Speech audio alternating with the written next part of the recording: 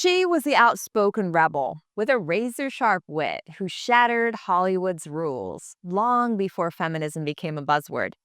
Katharine Hepburn refused to be packaged into a dainty, subservient starlet.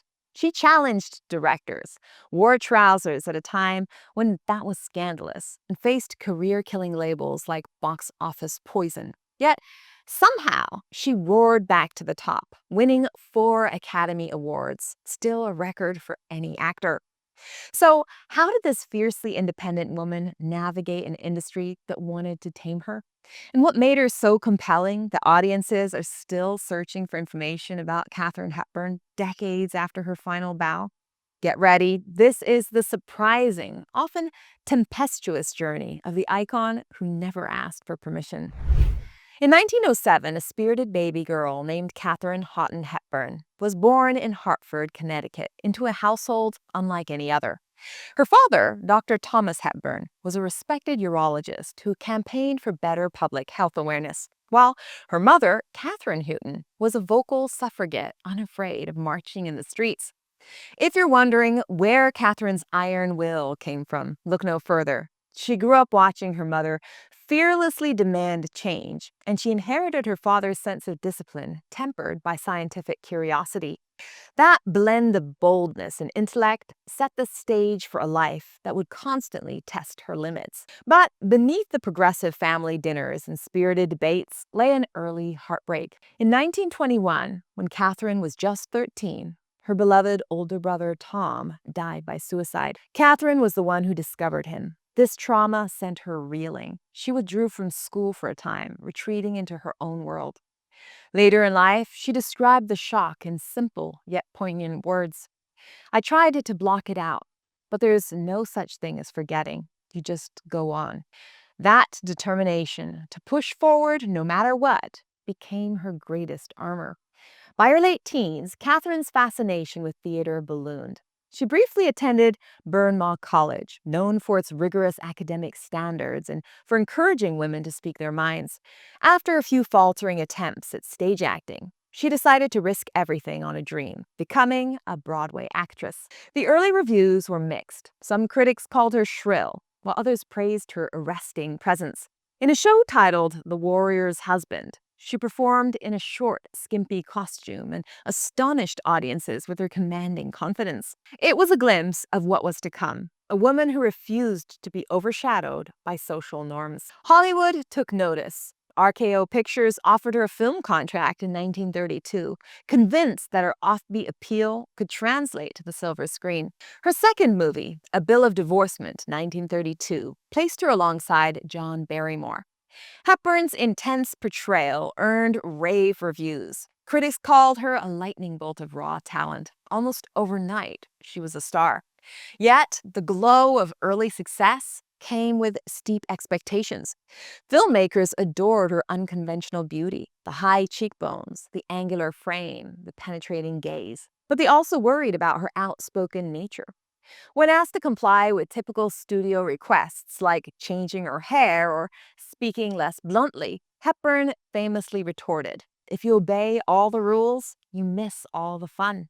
Some producers laughed off her sass, branding it a charming quirk. Others quietly placed bets on how soon she might self-destruct in a system that demanded meek compliance from its actresses. The tension between her rebellious spirit and Hollywood's rigid structure was about to erupt. Her star soared in 1933 with Morning Glory, a film made on a modest budget of around $250,000. It grossed roughly $900,000 domestically, a tidy sum for the era, and more importantly, it snagged Hepburn her first Oscar for Best Actress. At just 26, she'd scaled the peak many spent their entire careers chasing. You might think this triumph would smooth her path, but ironically, it fueled a fierce pushback. Now that she was an Oscar winner, RKO expected her to act like a traditional star. Instead, she showed up to events in trousers, a major scandal in 1930s Hollywood. Ignored reporters she deemed gossipy and spoke her mind freely. Before long, the studio decided to capitalize on her prestige by putting her in a string of high-profile pictures. But not all soared. Then came Bringing Up Baby, 1938, directed by Howard Hawks and starring Cary Grant. You might assume that such a star-studded screwball comedy would be a slam dunk, but it initially flopped at the box office. Produced on a budget of roughly $1 million, it only earned about $700,000 in its initial run, a disappointment for RKO. The press labeled Hepburn box office poison, a branding so lethal that many theaters refused to book her next features. This moment stands out as the crisis that could have ended her career. The industry saw her as a high-risk rebel with minimal mainstream appeal, despite her undeniable talent. Whispers circulated that no major studio would renew her contract. For a proud, fiercely independent performer like Hepburn, the humiliation was profound. She recognized she had two choices: retreat or reinvent. Never one to back down, she orchestrated her own comeback. First, she returned to the stage in the Broadway play The Philadelphia Story, written specifically for her by Philip Barry. Sensing its star-making potential, she astutely acquired the film rights, reportedly paying over $30,000 of her own money to secure control of who would produce, direct, and co-star. Then, she leveraged her ownership to negotiate with Metro-Goldwyn-Mayer. The studio smelled a hit and agreed to her terms, giving her casting approval and a substantial percentage of the profits. The Philadelphia Story, 1940, was shot on a budget of around $914,000 and grossed approximately $3.3 million in worldwide rentals, an impressive sum that catapulted Hepburn back into favor. Critics applauded her portrayal of Tracy Lord, a witty socialite grappling with personal and romantic entanglements. She wasn't just playing a headstrong heroine. She was channeling her own real-life defiance of industry norms. This triumph shattered the box office poison stigma and re-established her as a formidable leading lady. But even as her career soared anew, her personal life brewed its own storms. She'd been briefly married to socialite Ludlow Ogden Smith, a union she described as two strangers who happened to wed, divorcing in 1934. Scandal followed when she was linked to her Woman of the Year 1942 co-star, Spencer Tracy, who inconveniently was married. Their bond became one of Hollywood's most whispered about relationships. They were reportedly inseparable on set, but discreet off it, given the moral codes of the time. Hepburn neither confirmed nor denied the rumors publicly. Years later, she confessed that her connection with Tracy was both maddening and irresistibly magnetic. "He had an irresistible charm," she said. "I loved Spencer Tracy. He was a law unto himself."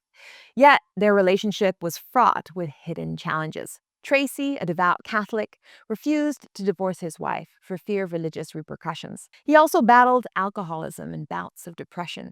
Hepburn quietly supported him through it all, putting aside her own assertive ways to care for him in secrecy. She shifted from a rebellious force to a private caregiver. Friends noted she sometimes subjugated her fiery nature to accommodate his needs. This tension, a woman who prided herself on independence, giving so much of herself, would define their 26-year relationship until his death in 1967. Despite personal burdens, Hepburn kept delivering career-defining performances. She dazzled in Adam's Rib 1949 and Pat and Mike 1952 alongside Tracy, showcasing comedic brilliance and real-life chemistry. By the 1960s, her roles evolved to reflect an aging actress, still commanding the screen with unapologetic vitality. Think of Long Day's Journey into Night, 1962, where she portrayed the morphine-addicted Mary Tyrone with harrowing depth, earning yet another Oscar nomination. Then came Guess Who's Coming to Dinner, 1967. Filmed while Tracy's health was failing, the project was completed just 17 days before his death. Hepburn's heartbreak was palpable, yet the performance glows with compassion and bravery. The film confronted America's ingrained racial prejudices, casting Tracy and Hepburn as bewildered parents to a daughter engaged to a Black doctor, Sidney Poitier. Critics hailed it as groundbreaking, and it scored over $56 million at the box office on a modest $4 million budget. For her portrayal, Hepburn earned her second of 4 Academy Awards. the most Oscars any actor has ever received. After Tracy's passing, she retreated from Hollywood, emerging only for projects that truly interested her, such as The Lion in Winter, 1968, for which she tied with Barbra Streisand and won her third Oscar. Over the years, she cultivated a simpler existence in Connecticut, wearing baggy trousers and old sweaters, far from the glitz of Beverly Hills. Yet she never entirely left the public eye. Her final Oscar came for On Golden Pond, 1981, co-starring Henry Fonda. She was 74 at the time, as fiery and sharp as ever, refusing to be neatly categorized as a little old lady. In interviews, she spoke with the same unfiltered honesty that had rattled Hollywood decades earlier. "I'm what's known as autocratic," she once said, laughing. "I always do what I like, and if people don't like it, that's their business." Katharine Hepburn died in 2003 at the age of 96, having lived a life defined by unyielding independence and a refusal to dim her own light. She left behind an extraordinary legacy: 12 Oscar nominations, 4 wins, and countless unforgettable performances. Beyond the trophies, she represented a blueprint for defying the status quo. She dressed how she wanted, chose roles that reflected her intellect and her wit, and fought for the creative control she believed she deserved. So, why do people still type Katharine Hepburn into search bars? Perhaps because there's something incredibly modern about her. Whether in her 20s or her 70s, she felt timeless, an archetype of self-determination, wrapped in grace and a hint of rebellion. She showed women that they could be strong and vulnerable, bold and compassionate, unafraid to speak their minds, yet capable of great sacrifice for those they loved. Her story is a testament to the power of resilience. Each time the industry wrote her off, when critics mocked her voice, when Bringing Up Baby bombed, when the scandal sheets called her poison, she roared back. Each heartbreak in her personal life, from her brother's death to the complicated romance with Spencer Tracy, molded her into a multifaceted, empathetic force. And each stage of her evolution reminds us that real artistry doesn't follow a straight line. It's a battle to stay true to yourself, even when the world wants to box you in. Katharine Hepburn never fit any mold, and she didn't apologize for it. That's why her name is legend. She shattered expectations, turned supposed failures into stepping stones, and built a career that still stands as a towering example of artistic courage. And in the end, her biggest triumph wasn't just winning 4 Oscars or starring in classics. It was proving you could live authentically, no matter the cost. If this story resonated with you, feel free to check out the channel. There, you'll find more stories where I talk about the challenging life journeys of celebrities.